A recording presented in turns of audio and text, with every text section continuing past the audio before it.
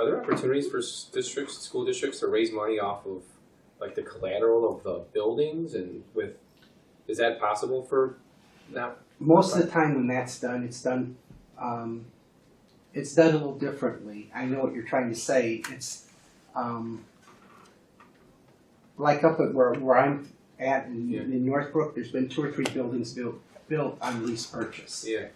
And so it's a little more elaborate piece, but they have to take the money out of their operating, and then and yes, you could do work if you needed to through alternate revenue bonds, but then you're pledging. An alternate revenue bond means you're pledging actual operating revenue. So you're taking that out of your ed fund or your O&M, which you probably don't want to do, and then doing it.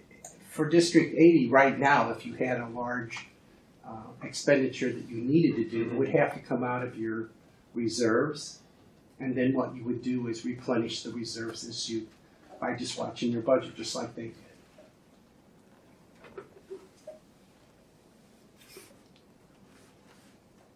Wonderful. Thank you so much. Anything else? Then Move on to the next topic for discussion, which is strategic planning. Well, I think, thank you so much. Thank you guys. It was nice to meet you. Okay, you too. Thank you. Take care, everybody. Thank you. Nice to meet you.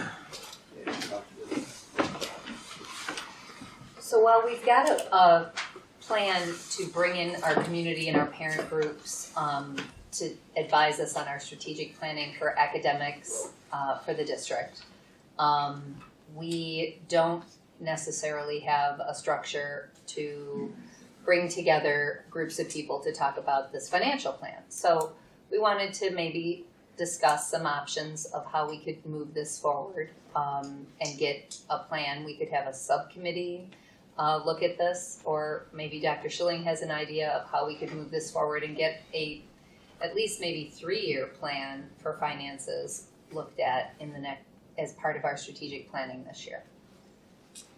I guess Because that was something you recommended at the board meeting, correct. as I recall. It depends how you want to pursue it, okay? So in some cases, it's been as simple as meeting with different groups, gathering information, administration, putting a plan together as a rough draft, and then showing you that rough draft as a finance committee prior to the board, and letting you work with something that's already built so you can see how it is. Or B, the other option is, and which I've done in a few places, is bringing in a group actually a little larger than this, okay, on a Saturday morning or something, that's community, teachers, board members, and so forth. We put different tables, and we basically go through, it's almost like a storyboard type process for finances, so that we can prioritize, what are the most important things that for the district. Is the number one thing free tuition for kindergarten? Is the last thing doing, whatever that is? And so you build a priority, and you can analyze that as a basis for, what you would include or might include in your strategic plan. So it just depends on how you want to do it. Should we wait then a couple of months down the road until we have more of a clear picture about our academic strategic initiatives and then move forward with that? I would say the answer to that is no. Or kind of both at the same time? Ideally, Good. if best practice for any school district is to have a rolling 12-month budget process. I know that sounds terrible to think of doing budgets for 12 months, but it starts October 1st in September, because you have enrollment. Enrollment drives everything, so if you know your enrollment's up, you can start planning on staffing, and that drives a whole bunch, about 80% of your operating budget. By the end of this month, you're going to have information on how well the district's been performing, school performance scores and everything. So you have some of that academic data.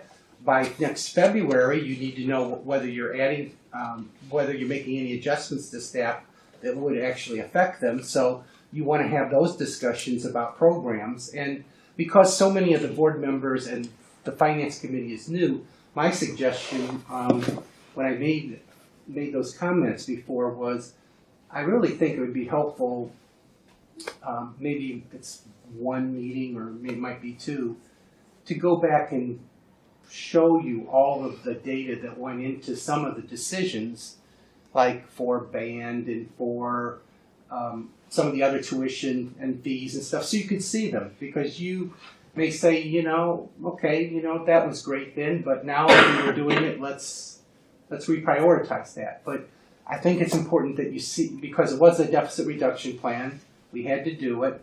I think it's important for you to see how those were all computed, so you understand the background data and then going forward, you can make your own decisions on how you would prioritize those.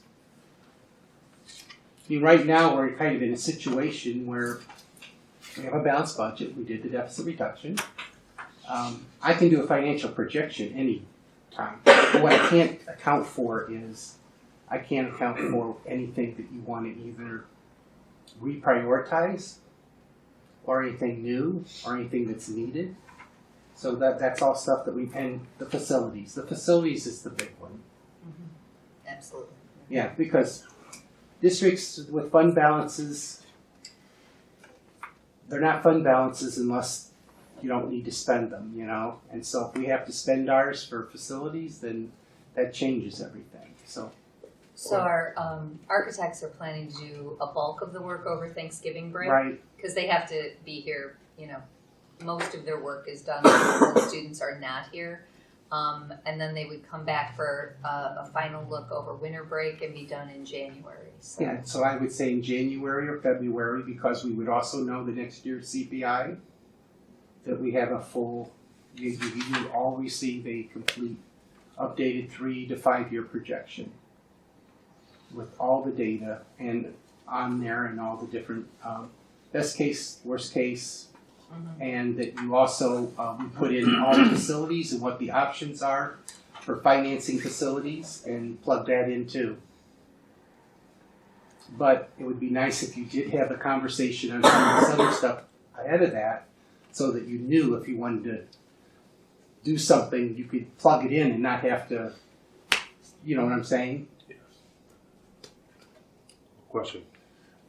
Probably a couple of months ago, you did a presentation about your progress on the budget and Yep. coming close.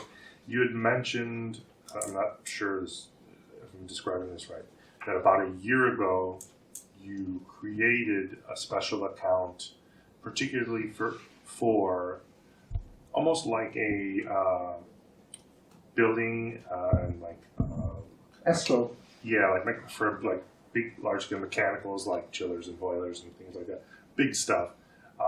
An account that is almost works like a savings account. Where we're contributing to it, and your aim is to not use it, but you want it to slowly build. Am I describing that right? Could you review? Okay. Yes. So. Obviously the high school district, described they have a process for being able to pay for ongoing things. And so what I did is I set up a Fund 60, which is capital improvement site and construction, okay?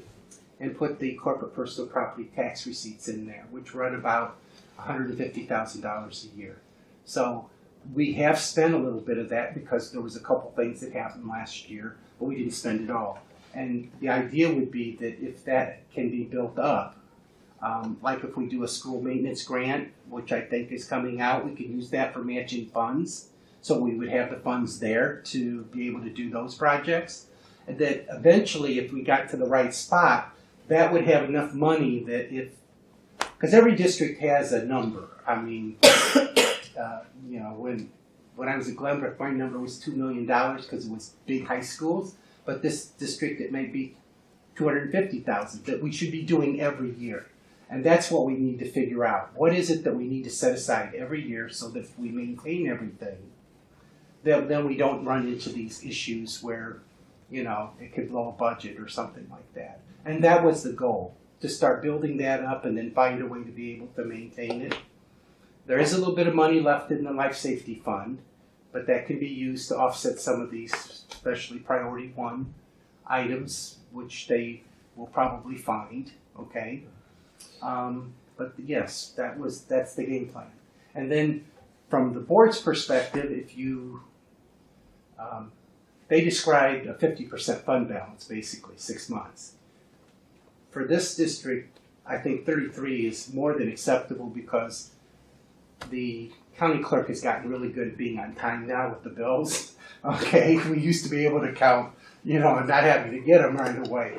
But I would take anything over 33 if it's not being used for instructional purposes, like you're not using it to add a new program or one-time things, and I would transfer those funds probably into that site construction, and that does two things for you. Now you have the money available in case something happens, and better yet, you're paying cash. You're not asking somebody for money. You're doing it on your own. So you're just saving for what you need and then paying cash as you go. You can always use the bonds for every 10 years or whatever, or 5 years if you want to pay it back for the big stuff. So if if we get this report back and there's a $3 million or an $800,000 project, we probably would want to put that out 3 years and say we're going to use our bonds to pay for that project and then pay for everything else a little bit at a time. I'm sorry. No, yeah, question. I'm good. Okay.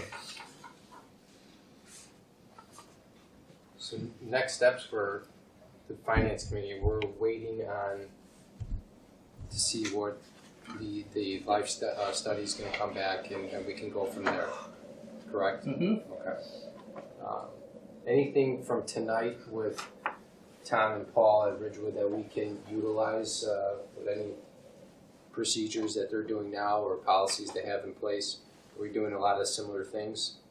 I think we're doing a lot of the similar things. There's some stuff we can move on. I mean, I used to rev track at Glenbrook, and so. I'm very curious about. So I mean, I know how to implement that, which we can look at that and see if that's a viable thing here for us. Okay. I think the other thing I am curious about long term though is whether or not there are some opportunities to work with other people to try and save some money. I mean, I haven't done a lot of that yet, but for example, a couple of times I think in the past in districts I've even worked with the village when they were doing paving to put our paving that we needed like in our lots in with theirs because we got a better price. And so, but I don't know if that's something we want to do or not. But there's some little things like that you can coordinate on, which could save you a bunch of money if we have to go down that road. So I think the first thing is just to make a list. Sure. And I think we've really started those conversations, and it's been a really open thing from the superintendent level to the board level and everywhere in between now. And with Tom coming, it's been very nice that way. We've even talked about professional development days and coordinating some of those together. So that would be a really interesting thing. We look for those partnerships where we can.